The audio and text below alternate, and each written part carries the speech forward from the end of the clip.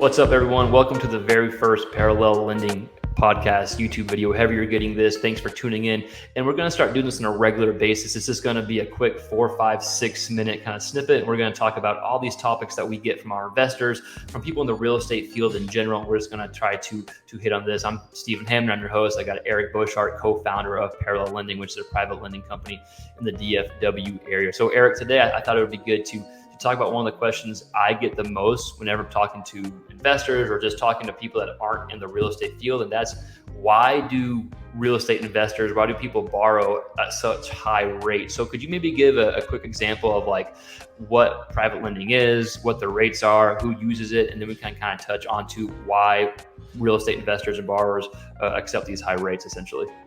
Yeah, absolutely. Thanks for the intro. I think it's the kind of the perfect topic to kind of start our series because right now we're in this crazy interest rate environment. If you get on the front page of any newspaper website, you're going to see what the Fed is doing, what banks are doing, how asset prices are declining. And maybe in some areas they're rising, maybe some asset classes are doing better than others. So it's just kind of this wackadoo time in kind of the credit cycle. And we could talk a little bit about what credit cycles are, but we're kind of in this place where credit is contracting for the first time since the global financial crisis. And so we had all these kind of fiscal and monetary policies that were put in place during the global financial crisis that essentially perpetuated, even though we were out of a crisis, this kind of low interest rate environment or no interest rate environment. And that spurred a lot of competition, a lot of real estate prices, to appreciate really rapidly and maybe even artificially. And so now that we're seeing, the effects of inflation and this could be definitely a different topic as we continue the series. But as we see the effects of inflation, we see the Fed kind of raising rates, and with the Fed raising rates, we're seeing the mortgage rates, both in traditional bank financing and in non-bank financing, rise. And so really, if you look at kind of the lending sphere, to get to kind of the heart of your question, if you look at the lending sphere, you see it as this kind of circle. And if it was a complete, the best way I know how to describe it is if it was a complete circle that was had kind of an equal diameter and it was perfect in shape, then the bank would be able to operate in that sphere. I see the bank as kind of this circle that could fit in perfectly in this hole.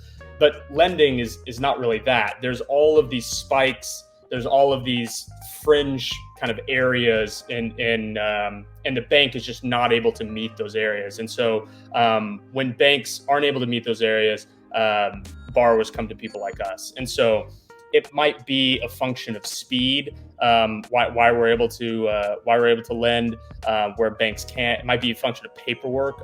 We're not requiring tax returns. We're not requiring pay stubs. We're not requiring pulling hard credit. We might pull soft credit. If they have really low credit, we might pull it. We're not requiring extensive background checks. So all of these kind of a lot of red tape that the banks require, we just don't require it. And then, that really shortens our timeline. So we can close these things within 5 or 6, 7 days. And so a lot of times when our borrowers are looking at an investment property, they're looking at investment property that's off market. And that means it's distressed in some way. And so they need to close this thing really quickly. And a lot of them are self-employed. They don't have the history of, a strong employment history. Some of them don't have really strong liquidity, but that's what a hard money lender is. A hard money lender looks at really the hard asset more than it looks at the borrower. Now, we obviously look at the borrower, but it's much more of a qualitative approach to our lending. So with all that being said, rates are high. Rates are in the 12 or the 13. And they didn't always just be like that for non-bank lenders. Even in 2020 and over the course of 2021, we were seeing rates, single-digit hard money lending rates, just because a lot of these lenders get their money from credit facilities from banks, and those credit facilities are adjustable, and they're adjusted to prime, and prime was sitting really low. So if their cost of capital is at 7%, then they can lend out at 9% and still clip that 2%. Right. Now these credit facilities are at 10%, so now they need in order to maintain the same margin, they need to charge that 12%. So with that being said, our borrowers are paying for speed. They're paying for they're paying for flexibility. They're paying for just kind of ease of the process, and they're paying for max leverage. A lot of these banks require 20% down, even on investment properties, even on ground up construction. If you're looking at $1 million thing, like coming up with $200,000 in liquidity is really tough. Now, for us, we can go up to 75% of what the property is going to be worth after they're done renovating. So we don't do 100% financing. There's some lenders that do, but I'd be really wary of that in this environment. I would say most lenders we're kind of matching the metrics, and it's a lot more aggressive on the leverage side than it is for banks. And so really what we're seeing now is, especially regional banks who typically would lend on these kind of investment properties, are now just winding up these divisions. We see, especially on the West Coast, these regional banks just saying, we are just completely winding up our commercial lending division because we can't get a good handle on asset prices. We've had too many bad loans in our book. So all of those borrowers are now coming to people like us who are flexible and who can, and because we have our pick of the litter now and the pickup in trading activity, we're able to, charge more essentially.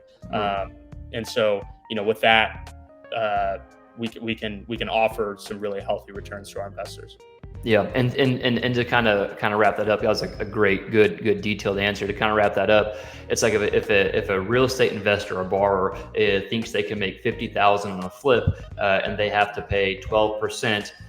Then they're going to do that because chances are they're going to be done within 6 to 8 months. So not really going to pay that full 12%. So that's another reason why it's okay. Like we've had to use hard money loans for our flips. You've had to use hard money loans for your flips and Alex's flips. So we don't really look at it as, oh man, I'm paying 13% and 3 points down. I'm paying 12%. It's like, that seems like a lot, and it is. But if you can budget, and you have the margins, and the only way you can make that profit is paying that 16, 13, whatever percent, then one, it's worth it. But two, you're probably going to be done within half a year. At least that's the goal. And so you're going to cut that percentage in half. So that's something else I think important to understand, that more times than not, borrowers aren't looking to hold that loan for a full year or full 18 months, whatever the terms may be. So, and one, if you're a good investor and you've been doing it for a while, your margins are going to be so big that you're okay paying that. I mean, you're either going to make that 50,000 or you're not. If you have to pay 12% on it, go ahead and do that thing. So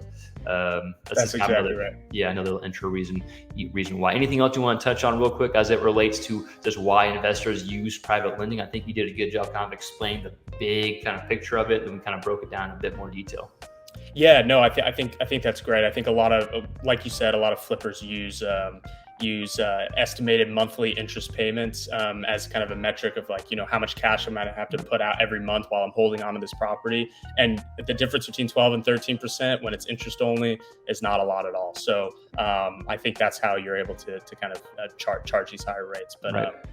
I'm excited to continue this, man. We're going to have a lot of cool episodes. So again, we want to keep this short, 5-10 minutes. We want people to be able to kind of get some good information from this. We're going to be doing this on a regular basis. Again, make sure you like the video, but subscribe to our channel at the Parallel Lending YouTube channel, and maybe we'll have a podcast out or not. We'll see, but for sure, subscribe to the podcast or the YouTube channel, like it, all that YouTube stuff, and we will see y'all next time. Peace. Thanks.